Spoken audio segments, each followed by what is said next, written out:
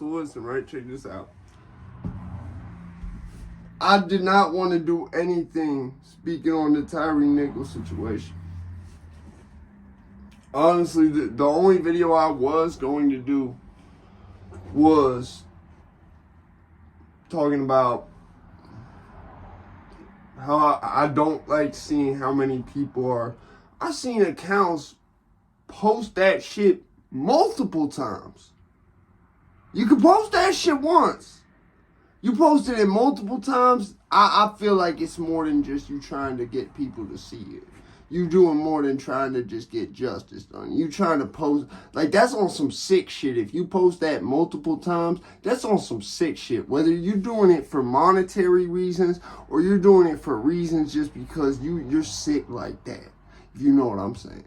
Like, comment, share, subscribe, do all that shit. Now listen. Yeah, I posted a video of him skating on my Facebook story, and I was like, I wish people would share this instead of him dying. Because people are sharing that shit again and again, and it's sick. You're sick if you're doing that. If you share that shit more than once, you're sick.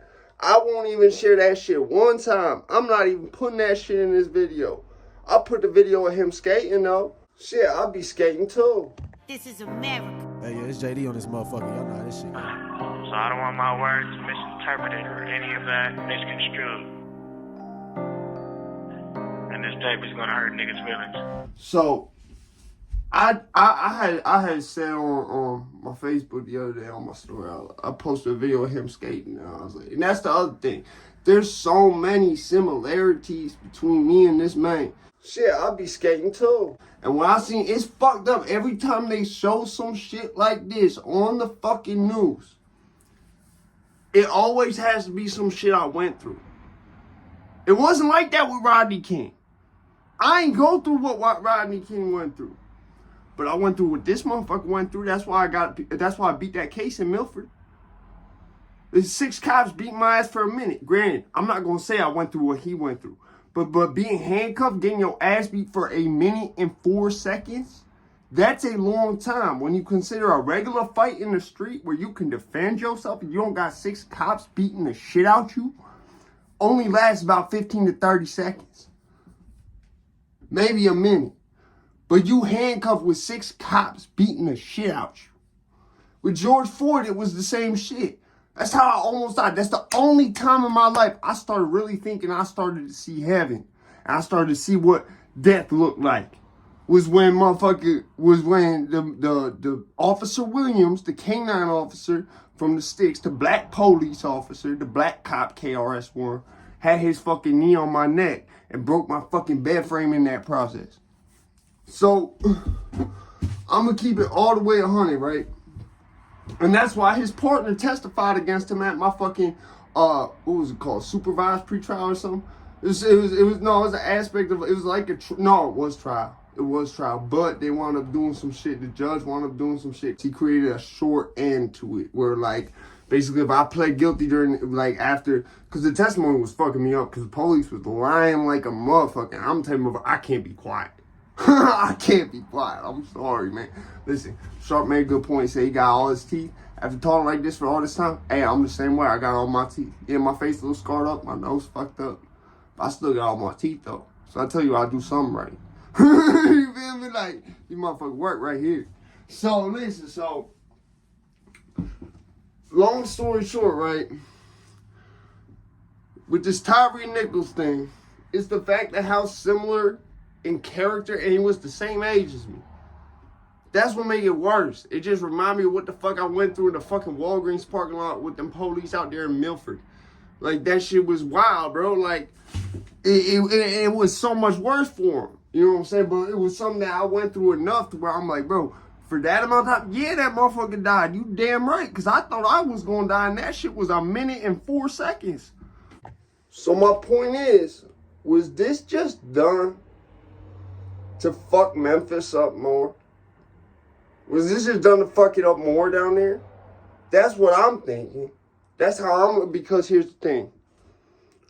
What if this was just a ploy to get rid of a gang unit where you probably need a gang unit at more than, like, I'd say 90% of major cities and hubs in America, the streets are on fire. You feel like literally down there. You feel like if there was anywhere not to have a gate, like put it like this, I seen what happened when the police departments fail.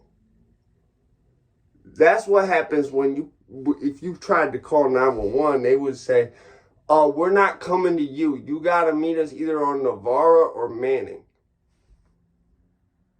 No, we won't come to Joy Road. Fuck that McDonald's.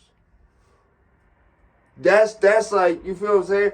You could be at even one of the businesses, like one of the weird ass industrial businesses on 7 Mile. They not coming. Them motherfucker. There's a reason that motherfucker who try to tell you to do that shit, they'll put you in heaven with them airsoft guns on here. There's a reason that motherfucker is out there. And he's still walking around out there and he's doing that and he's trying to act like he really, because people need him out there because the police not coming in some spots. That's where he's going. But you gotta pay him. Real shit. That's how bad it is out there. And keep in mind, we didn't even have that out there when I was there. We had the police, but it was like having the Grosse Pointe police. It was just called Detroit Metro PD. It was like they would go anywhere in Grosse Pointe. They go anywhere in the other little 3 things down there. I think one was called Bridgewater. I only remember Grosse Pointe because of the movie. I never really went down there except when I got arrested. That's like, that combined with all the other factors with it, that's how I knew I was walking into getting busted. But that's aside from all the shit outside my uncle crib. But anyway, so R.P. Dave, man. Anyway, like, it's just wild to me. It's wild to me. I really ask, like, was this all a ploy? Just to, like, because it put it like this. Since Dolph died, Memphis, it's like a point of no return for that city right now. Not financially. Financially, I think they're doing great. You know, it's not like Detroit where they need the government to save them. Or else they wouldn't be, literally, you would not see that on the map anymore. Where cars come from would never have existed anymore. Like, all the people born after a certain time would not remember Detroit. They would just stumble upon this big-ass city. Well, comparatively, for like a ghost town, that would be like a big-ass city. What's a ghost town? Usually like just like a few buildings in the middle of the desert. This shit would be like, motherfuckers be like, this is not on any maps. Like, this is sick. Like, this is huge. How is this not, like, you feel what I'm saying? This shit would be like the biggest open secret in the world history. And it would be at a point where people would just forget about it.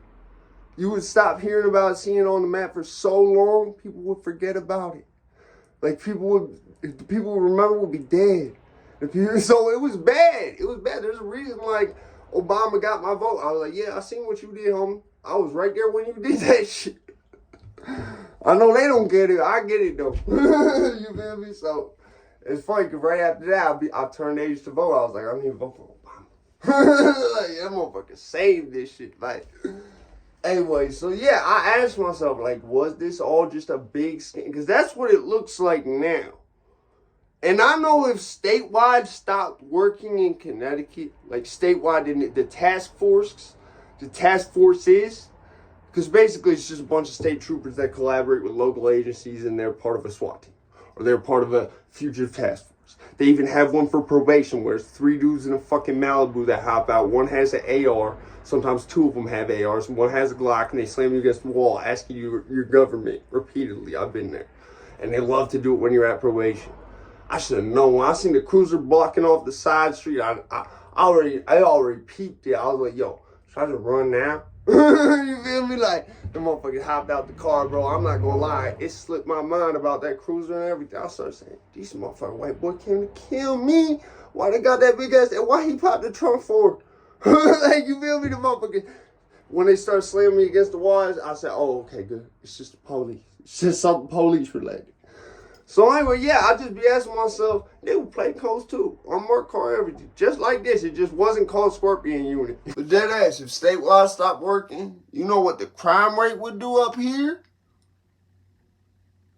If all of a sudden the gangs knew that the task force that was there to take care of them, essentially, other than the feds were the only thing working, do you know what the gangs would do? Do you know what would happen? Do you know how much shit that needed to get took care of would get took care of, like, expeditiously? It would be really bad. It would be really bad. And, like, I know bad. So when I be saying it would be really bad, it would be like a green light on everything. As long as the police is not out there on that, yeah, it's go. So I'm only imagining, like, that's why I'm like, I hate to think it would be, but just looking at the situation and the characters and actors involved, and what were they even doing? I just asked, like, was this done to, like, really let the crime rate go up? Is this done to boost the rate? I'm out there, man. Stay safe out there.